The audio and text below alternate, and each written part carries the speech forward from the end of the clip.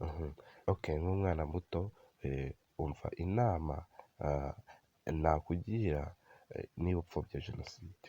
Inama ya mbere ni iyi: menya ukuri, baza wige amateka ya jenoside neza, usome ibitabo, utege amatwi ababyeyi, abarimu cyangwa abacitse ku icumu bayizi neza.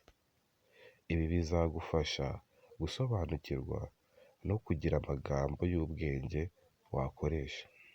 Ikintu cya kabiri: guhagarara wemye ariko wubaha.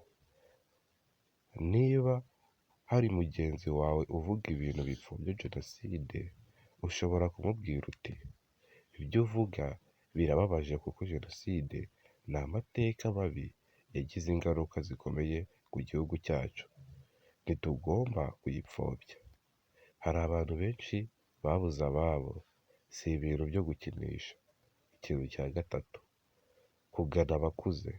N'ibyo bintu bikomeje, ntutinye kubibwira abarimu, ababyeyi cyangwa abandi bantu bakuru bo kwizerwa. Nibo bashobora kugufasha kuganiriza abo bana cyangwa kubikemurira mu buryo bukwiye. Ikintu cya kane: kwigisha bagenzi bawe bucece. Iyo wifata neza ukaba intangarugero mu byo uvuga no mu byo ukora, hari igihe abandi bana bafata urugero kuri wowe.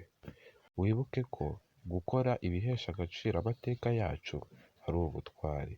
Yari inama y'abana bagenzi banjye.